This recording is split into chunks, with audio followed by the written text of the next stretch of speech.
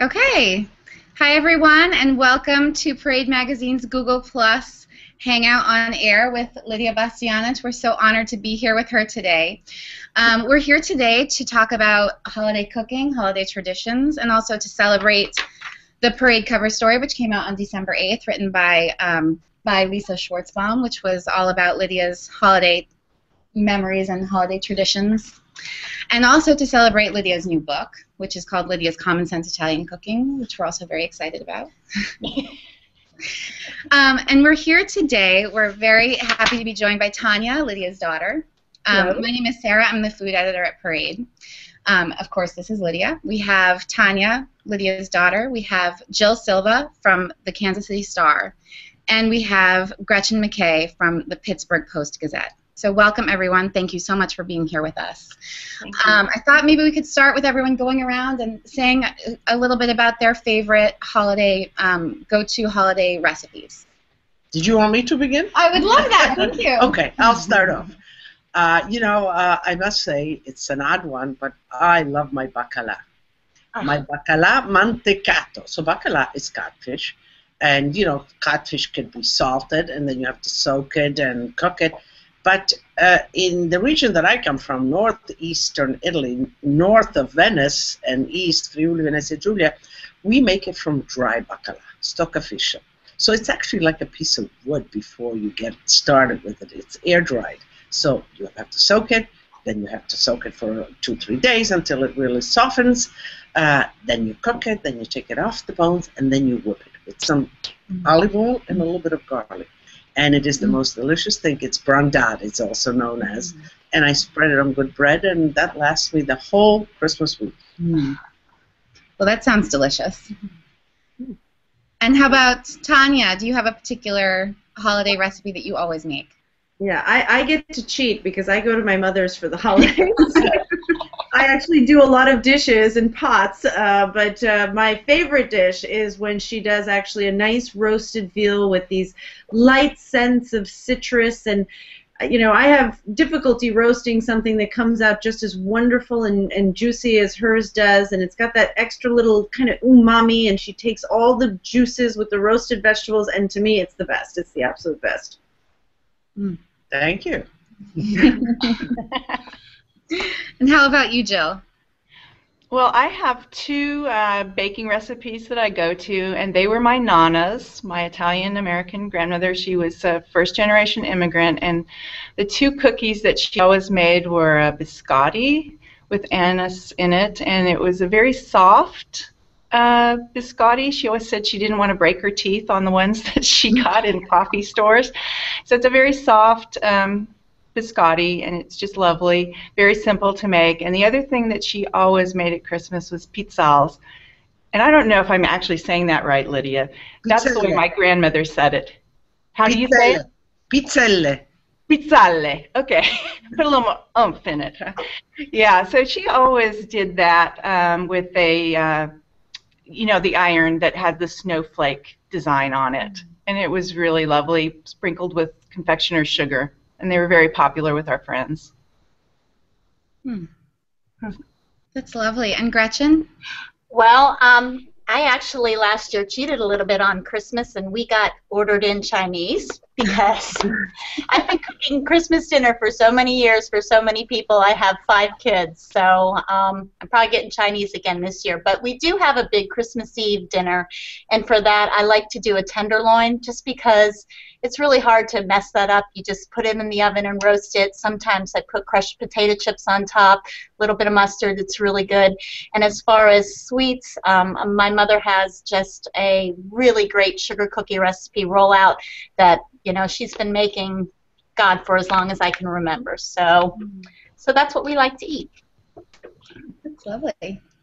I have to say that personally, I grew up making spritz cookies with my mother in the there's like a cookie press where you sort of pop out sugar cookies in little shapes. And actually is Lydia's recipe. It's your rainbow cookies, the 3-layer cookies. You told me about them. You like them. My husband loves them too. Our tradition is we squeeze in our tiny little kitchen together and we make these cookies together. They're great because you can keep them. You could put them in a cookie can kind of container, and they'll stay for 10 days, even 2 weeks. Yeah. And people think they're more complicated than they are. Yes. And they're really not. It's about almond paste and some flour and making the different sheets different colors. And then you just layer it with jam and kind of cover it with chocolate. Simple. It's really delicious, and it's such a great recipe. And I every year I think of you when we make them together. Oh, good. So. I'm with you for Christmas. Yeah, you are with me for Christmas. That's great. So that's our tradition. So I think we'll start taking some reader questions now. Let's see what we have here. We have Molly Phillips asking the general rule for the amount of sauce per servings of pasta. So, for instance, she's wondering, when you're making 6 servings of pasta, how much sauce do you want to plan to have? I think for a serving of pasta, if you have about 3 to 4 cups, you got to give yourself a little bit, because what I like to do is I like to cook my pasta, have my sauce next to it in the pan, and cook the pasta al dente a little bit, undercook it.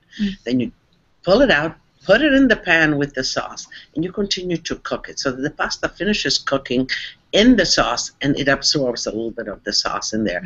Now, the Italian way is to condire la pasta, just a condiment, just not too much. It's not a soupy situation with pasta and sauce.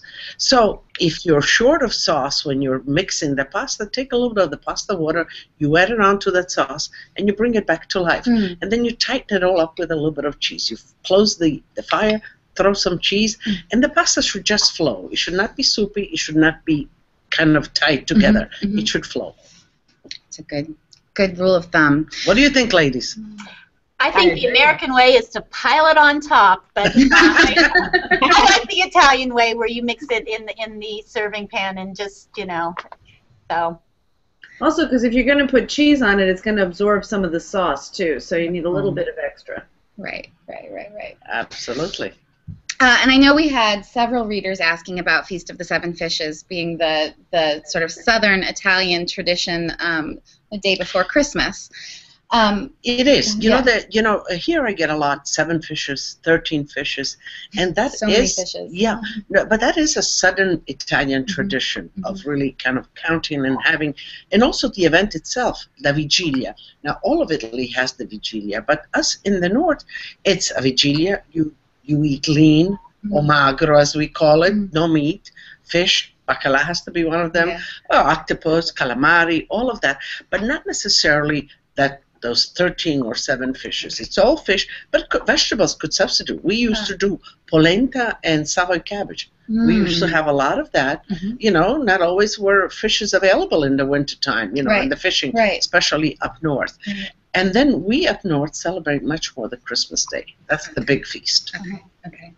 I know we had a reader, Claudia Grimaldi, was asking, because she's having a very small Christmas Eve dinner with her son and her boyfriend, and she was wondering, in terms of if she wanted to get those 7 fishes into one meal, how would one go about cooking a very small meal with all of those fish? Okay, so think about Claudia. Think about 3: an appetizer, a little pasta, and the main course. So what I would do in the appetizer, you do a nice seafood salad. And there you can include little clams, a little mussels, maybe some calamari cooked, some scallops. You already have your 4 fishes. Then you can do linguine clam sauce, or linguine with shrimp, and there's again, or linguine clam and shrimp. And there's your second course with 2 more fishes. And then you can do a whole fish, or little steaks. You can do swordfish, or tuna fish, or a whole grilled fish, and you're up to 7 already. So in those dishes, you can add a few more fishes, and you can go up to 13 and be traditional. We have a lot of Italian Americans here in Pittsburgh, and so the Feast of the Seven Fishes, it's huge. I mean, talking about bacala, I was at our Giant Eagle grocery store last night, and they actually had the dried fish and a recipe for it right in the supermarket. And I'm just sort of curious, Jill, is that something they do out in Kansas City? Because we always thought this was very Pittsburgh kind of thing. Yeah, I see it a little bit, but actually the place that I've had bacalhau is in Brazil. Then that's a traditional dish for Christmas Eve or New Year's Eve, whichever. Usually Christmas Eve, and that's where I first encountered it. And I was fascinated. It was dried, and then reconstituting it and cooking it was a really interesting event for me. I had not seen that before. Yeah, I really want to try it, but I'm sort of scared of having to take the bones out of the fish. Yeah. Come on, Gretchen.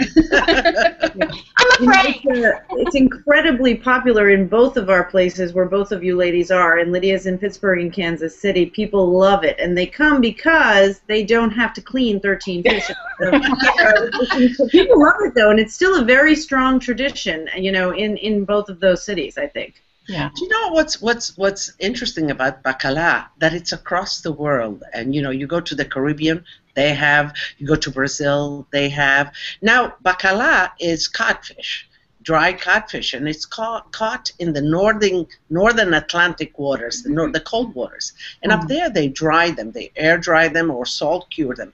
But it was those sailors, the initial sailors, that when they traveled and went to discover the world. Bacalhau, salted bacalhau was something that they could keep, and they carried it with them. So when they landed someplace, they shared it with the natives, and so the word of bacalhau spread around the world. Yeah, and it's very, very tasty. I'm curious, Lydia, with the Feast of Fishes, what kind of wine would you serve with that? Well, fish, it's always a white wine, but that's not to say that, light red if you have a little tomatoes or something. But sparkling, if you're really in doubt, I think sparkling, the Prosecco, is ideal. And Prosecco you can take from the appetizer through the whole meal, and you're okay with that wine. So, and it's festive also, it's bubbly. And Prosecco has made such gains in the States. People love it because it's not a very expensive wine. It's a bubbly wine. It's nice and floral. It has a lot of fruit, and yet it's not sweet. So I think, Prosecco is a great way to go. But having said that, I enjoy a nice Vespa or a Pinot Grigio or a little Chardonnay, a little more complex. White wine. Fish, white wine. Okay. And Lydia, speaking of fish and Italian food, I had a little old Italian lady tell me here that you don't put the cheese on the fish. Now, is that true? You are right. She's right. On fish. Well, it's actually, it's an Italian tradition. You just don't. You don't combine fish and cheese. But you know what, though, Gretchen? In Sicily, they do. So it's not such an alien altar, but Sicily is an island, and it's separated. Now everything is kind of blended. But, the tradition of fish and mare e monte doesn't go together. Mare, sea, and monte, the mountain, they don't go together. Why is that, do you think? Well, I think just because it's if you're in the mountains or whatever, you have your resource is different than if you are with the fish. You have your animals, your milk, your cheese, and all of that, the pastures. If you're by the sea, you're a fisherman, so there's no goats, cows, and whatever, and so you just don't have it, and it doesn't become part of the tradition. I think it tastes good. I don't think it's sacrilegious like it like it used to be. Right. Gretchen, do you have a lot of good fish markets in your area? Oh, we do. We have the old school markets. In fact, the lines will start piling up before Christmas Eve. People getting their fish for the feast, and we have newer markets too. So Lydia, I'm sure you've been in our strip district in Pittsburgh, and you're familiar with Woolies, and so we eat a lot of fish here in Pittsburgh. We really do. We're a landlocked city. There's a lot of right. You know what's funny is I have family in Kansas City, Jill, and one of their really big holiday traditions is oyster stew or oyster dressing, which I always look forward to, but always think is kind of funny because it seems like it is such a strong Midwestern tradition to have those oysters for the holidays. Do you know? Do you have that? It is a kind of unusual thing, and I was asking my dad about that. He grew up in Indiana. And he always had oyster dressing. I said, where did that come from? And his story, and I don't know how true this is, but was that railroad cars used to come through for the holidays, and that was a time when you could get the oysters, and people celebrated by putting them into an oyster stew or a stuffing or something, because they just didn't get an opportunity to have oysters very often. So I kind of want to believe that's where it came from. Yeah, it sounds correct. Yeah. It would sound. And I think oysters also, the textures of oysters, you know, if you eat them raw like that, they're wonderful. But if you're not used to eating them raw, what do you do with that texture? So stuffing, stews would seem the ideal place to put them. Yeah. So much of the parade story was about your memories of having Christmases with your grandmother, and I was wondering if there was a particular recipe that you associate most with her, that you sort of carry with you. You know, there was the sweets, and the frittole we used to call them, which was fried dough. Now, you know, that's the simplest kind of sweet that you can do. You get dough, and almost like bread, you rise it with yeast, but you kind of sweeten it up. You put a little butter in there, you put lemon rinds, orange rinds, eggs, then raisins soaked in grappa would go in there, and then these little balls of dough would be fried, simple. And then with powdered sugar on top. And I remember, as many as she would fry, they would disappear, especially initially. But then you have these mounds of frittole on the table, and, you know, in the town you would go and wish everybody well, and that's what you got. You got frittole in every house that you went, but you compared. You knew who made the best frittole. Yeah. Who made the best frittole? Sure, in town, because everybody made frittole. So somebody made them better than others. Do you make them for your grandchildren? For me, my grandmothers were very good. Yeah, my grandchildren love it, you know, and I make it with yogurt to lighten it up. You try today not to fry too much and whatever, but I still for Christmas, and my mother, who's 93, you know, she's kind of still likes that tradition. So I will fry some frittole this Christmas Eve. And the trick in our house is nobody wants you to eat them hot, because supposedly they cause stomach pains if you eat them too hot, but they smell so delicious that you have to sneak them as fast as you can. Tanya, I was going to ask you, what's your best memory from a holiday as far as food? What's your favorite thing? I'm very, very fortunate to have sort of a smell memory. I remember being young and a teenager and living in my mom's house. You know, you're a teenager and you sleep late until somebody rolls you out of bed to come down and either set the table or something. But I can distinctly remember being woken up by the smell of, maybe it was just simply onion browning because she was starting a sauce, or something was in the oven baking, or a roast. And so that is a very strong tie I have to the memory of my mother's food growing up in her house. We also did similar, you know, the frittole that she talked about, but there's also a fried dough, and so the kids, you make long strips of it, and it's called, and the edges are sort of ridged, and you had to tie the bow. So our job was to tie the bow before she fried. So that's what the kids would do. They would tie the bow, and then she would fry them, and they're called crostoli, and that's what I remember baking with her. Oh, that's nice. Nice Tanya, I have to ask, having such a famous mother who is known for her cooking, I mean, do you cook for her? Is it intimidating to try to cook for your mom? Or do you just let her spoil you? It's very, very, very simple. My mother likes a really good tomato sauce, a really good, you know, clam and spaghetti dish. She's not about complicated food, so those are easy enough. And I think that I'm lucky enough to have an actual flavor reference library, not just the book, so I know how everything really should taste, and I'm a pretty good cook. I do tell my husband, though, that, you know, I'll make it exactly, and I've seen her make it 100 times, and yet there's something that, you know, that she has, and that's just the way it is. I believe, you know, I was originally an art historian, and this is going to sound corny, but I really believe it. You know, famous artists are famous artists for a reason, because they have something that other artists don't have.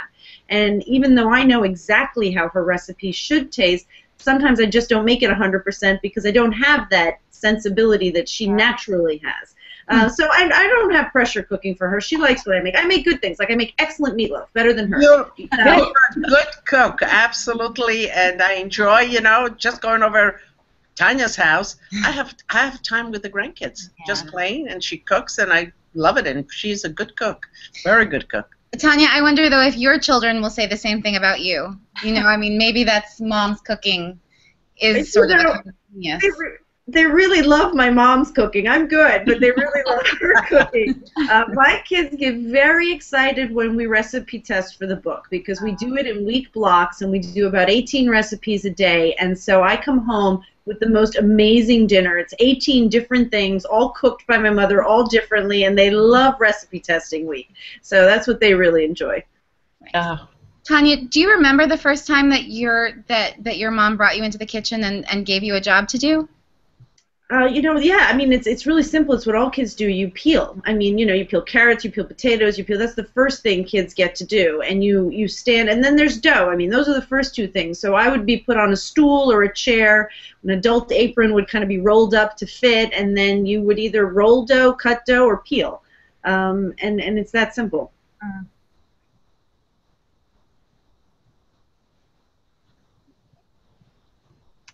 Did we get frozen out? I don't know. I don't know what happened to them.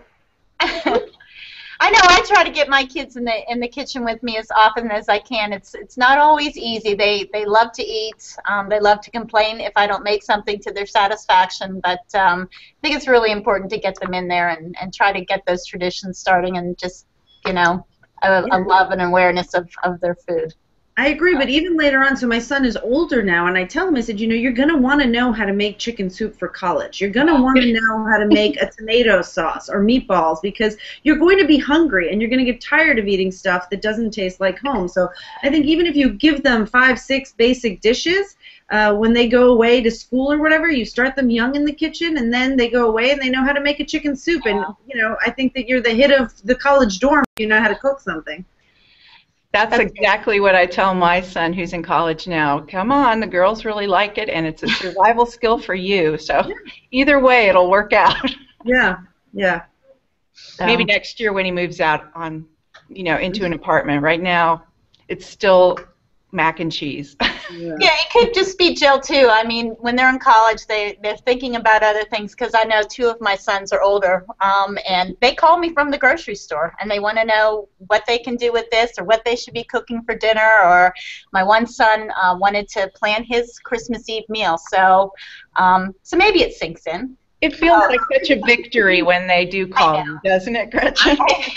I think it's start early enough. Mm-hmm. That they have no fear. People have fear of being in the kitchen, but if you start early enough, they get over that, and so they'll try it. Mm-hmm. But I think that kids have a more, you know, when I have a book signing and I see all the different ages, but I mean even 4 or 5 kids and they recognize me, you know, they must be watching the show, their parents must have them, and then the college kids, you know, they're coming and they're inquiring. So, I mean, it's happening out there and it's great. It's great, I guess, to all the communication and all that's written about food and all the interest. But, you know, it's the natural thing to go, the natural way. Mm-hmm. Yeah. Well, and I think Italian food is very approachable, so that's often where kids tend to start, I think. Spaghetti, who can't relate to spaghetti? You know, who can't relate to pastas and raviolis and that kind of thing. They've seen it before. You know, some other cuisines are a little more foreign. It depends. That's changing rapidly, but I think Italian's a really good one to start with. You know, I used to go, Tanya, did you tell them the story that Tanya went down to Georgetown? So I used to make my weekend visits down there, and we would plan with the girls a menu. So the girls would do the shopping. We planned an appetizer, whatever, but lots of stuff, you know, and this is in a small apartment, a small kitchen, and they would have everything ready, prepped. When I came, we cooked it all, put it in the oven on top and whatever, and big pots of it and whatever, and the girls helped me. Usually all the girls, 10, whatever girls, and then you know what happened? The boys came with the cakes. Yeah. We had a party. And there was a chaperone there already. I was there. I was one of them. I had a good time. We had the best food on campus for sure. I bet. Oh, I don't doubt it. Lydia, how is it different with grandchildren? I mean, I know you were sort of in the thick of building your career when you had your children, and now with your grandchildren, what is that like? Sarah, you're in mother age, but being a grandmother is that special treat. It's all the effort that you put in raising your kids and working and all of that. You kind of reap the thing. So it's wonderful communication. It's they're completely given. You're completely unconditionally given of love or whatever, and you want them to experience everything that you love. You want to give them part of your life. And, for me, it's food. So I pull them in, whether it's shopping, whether it's harvesting, whether it's gardening, cooking, tasting, grating the cheese, whatever. I pull them in, and we have a grand time together, because that's my way of communicating and telling them I love them. And you wrote it all down, and that's going to be so great for them, because that's one thing that it was very difficult to get out of my grandmother by the time I tried to do that. And I miss that. It's going to be so wonderful. They have books and books and books. Yeah, Jill, I get that. I get comments from people out there. He said, thank God, Lydia, you have it down. My grandmother said, she never wrote it down. And yours are kind of the basics. And I said, yeah, take mine. You remember what your grandmother's tasted like. Make the modification and make them into your recipes. But I get a lot of that acknowledgement. Oh, thank God we have these recipes now. Yeah, I think that's very true. And I was looking through, I realized after my grandmother died that we didn't have a pizzelle recipe. How could that be? We all had the irons. They were each one of us received one, but there was no recipe. And it was like, had to go on the internet and go through some cookbooks and try to figure out, did she put anise in it or did she not? And we came to the conclusion she did vanilla. And but that was kind of reconstructing what we remembered. Sure, from your taste memory. Right. I wanted to ask you, Lydia, also, and maybe open it up to the group as well, in terms of how you decorate your Christmas tree. I know I grew up stringing popcorn and cranberries, and I know you have a really strong tradition of an edible Christmas tree. Well, yes, this is, when I grew up, this is the tree that we had, and we would make it 2 days before, and it wasn't even a tree. Usually it was a juniper bush. It had smelled real good. And we would put all edible items on it. Those the cookies the Thai cookies that fried up. We baked cookies. We had tangerines. We had little pears. We had dried figs. We made cordoons of dried figs, and all of this got tied. And caramelle, the little candy, the one wrapped with wonderful papers, and that would be the decoration to our tree. So there was none of this plastic Christmas balls or whatever. And on the 6th, of January, our gift was the tree. We ate the tree. We ate the decorations, and that's what was our gift was. Now, my brother and I would steal the candies before, and we'd put a little rock in the paper. So, but that's, and we talk about it with my grandchildren, and still we do have a big today's traditional big tree. But I think that there was so much kind of pleasure in that edible tree. How about you guys? Do you have any traditions around what you put on your tree that are unique to your families? I cut my Christmas tree down out of my front yard this year. Oh my goodness! Wow. So we've been growing it for about 15 years, and it finally was big enough. It's the second time we've been able to do it. So it's a scraggly Charlie Brown tree, but it just is so beautiful. Jill, I'm sorry, I didn't mean to cut you off there. Oh, no problem, no problem. I'm just really into the lovely ornaments, the European ornaments that look like food these days. That's kind of one of those new things that everybody's giving me, food ornaments. Not actual food, but really beautiful, blown. I guess they're glass, and they're just really beautiful. Little tangerines and peppermints, and they have bakers and. I don't have any food ornaments. Oh, I have a lot of Santa Clauses, but and fishing stuff and soccer players and all the kids' ornaments, but nothing that's food related. That's funny. You need food. You need food. I do.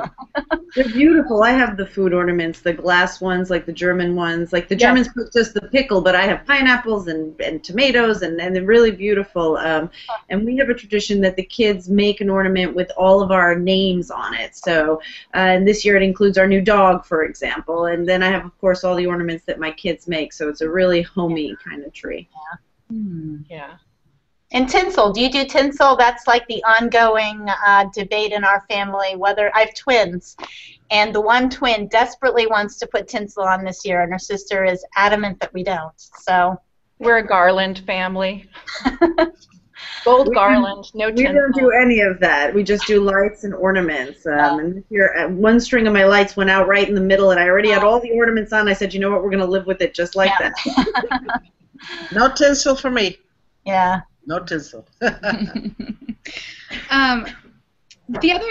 questions that a few people asked questions for you, Lydia, around how, I mean, I know we've touched on this a little bit, but in terms of getting kids to come into the kitchen, how do you entice them? Do you have to fry some dough and put it out and then they'll come in and... No, I think that, you have to, depends on their age, and you have to bring them in. So what is effective? Smell is. But I think the younger they are, touching things, tactile. So dough is very, they love touching dough. I mean, it gets messy, but, and you know what, I found that also when they're very kind of beans, kind of dry beans, pouring them in and out from one pot to the other, the noise, the whatever. So kind of things that keep them busy and kind of touch their senses. And then as they grow bigger, you really instruct them, on the value of food, on the carrot is nice and crisp, you want it like this, you clean it, the celery, don't throw away the leaves because we're going to make soup with it. And so you begin to instruct them, teach them, with food you can teach so many things. It's not just about making a meal, it's about the whole environment, our respect and nutrition and seasons, I mean, the best way to eat and to cook is, cook in season, the products of the season, local, and this you can all teach. Going to apple picking, pear picking, you're teaching everything to the children. So food is an endless venue of connecting and teaching children. I'll tell you, one of the earliest times kids were in the kitchen in our house, because so much time was spent in the kitchen. We did homework in the kitchen. It wasn't just a place where you ate. Everything still happens in the kitchen. When you were little, you were simply put on the floor with pots and lids and a wooden spoon because everybody was busy in the kitchen, and you weren't left in a playpen separately. So that's sort of the first experience in the kitchen, is actually just playing with the instruments. That's really interesting. I know that a question came in from Shannon McCook, who wanted to know if Tanya or Lydia have any advice for people who would like to start a food business. I know it's not easy and it involves a lot of long hours, as you guys know, and I wonder if you would have any advice for people starting out now. Food is the second largest employer in the United States, so it's an enormous industry, and there's so many ramifications. I am a chef, a cook in the preparation of food, but in the growing of food, in the canning of food, in writing about food, in all of that kind of. There's so many opportunities. So I would say if somebody really loves food, the first thing is to stay in line, connected to food, get a great basic education as far as educating oneself, as far as the arts and whatever, and see where food really wants you to go. But whatever you do, I think if you're going to write about food, you need to understand how to handle food and cook food, and even if nutritionally, you need to understand what to do with food. So getting in the kitchen and finding those little jobs and getting yourself as much as you can with possible mentors of the food, stay by them and learn and do hands-on. Do you think it's changed? I mean, Tanya, do you remember sort of when you first opened that restaurant? I know, Tanya, you were little, but sort of have things changed? And would you open a first restaurant again today? I think, you know, you have to, if you're going to open, it's going to be the first one, and you go ahead and you just dive in. Right. And I think I was quite young, but my husband was the actual restaurateur. He worked professionally in the front of the house, and I loved cooking, but I had not been a professional cook. So, but I just said, okay, you want to open a restaurant?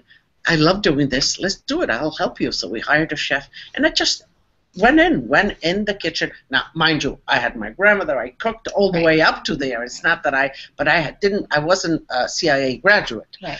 And so we hired a chef, and I became the sous chef. For 10 years, I worked as a sous chef with the chef that we had hired, and really honed my skills and really developed. So it's, you know, you want to do something, you have the passion, you got to go in there, you got to get it done, but you got to prepare yourself. You know, you got to be informed about what you're doing. If you could have gone to culinary school, if you could have seen the path your life would take, would you have done it, Lidia, or would you have taught yourself? I think that, you know, I went back to take many classes in schools, and, you know, I gravitated not only to the, you know, the knife skills and deboning and all of that. I got that. I always I liked food as a whole. You know, I didn't just like it so I can debone that leg of veal and make scallopini or whatever. I loved the anthropology of food. I wanted to know all the chemistry of food, what happens and whatever. So I went back and I took all of those questions. For me to be limited maybe to a culinary education, institute education, I don't know. I don't think I would be the same. And I think that my cooking, even having gone after, I always revert to that basic home cooking, because that sensibility, because, you know, I think that's real, and I think that's what people cook and eat. If I cook as a chef with a toque, that's another story. Very interesting. Because I know if I knew I was going to go into food writing, there are a lot of things I would have done in a different way. Like I would have probably taken cooking classes. I probably would have, you know, done different, but you fall into what you do sometimes, and then you look back and you go, well, should I have gone to culinary school? Would I have gone if I had known? Do you feel that way, Gretchen? Like if you'd known where you were going to end up, you would have done something I different? definitely would have, because I've sort of in this job at the Post-Gazette, I have learned as I've gone, because, you know, I've learned to cook as I've written about things, and it's funny because I have my third son is actually a cook, and he wants to become a chef, and we wanted him to go to college, and he just had this passion for cooking, Lydia, and it breaks my heart because I know it's such a hard way of life to be, you know, a cook or a chef in a restaurant, and the long hours and the, you know, the burning his hands and cutting, but he loves it, and I think cooking is just something. If you have to do it, you have to do it, and I mean that's how I feel when I write about it. I just love it so much. I wanna write about it. So. Yeah, it's hands-on. You got to throw yourself into it. But do you think he'd ever cook for me? No. Maybe you're too critical. Okay.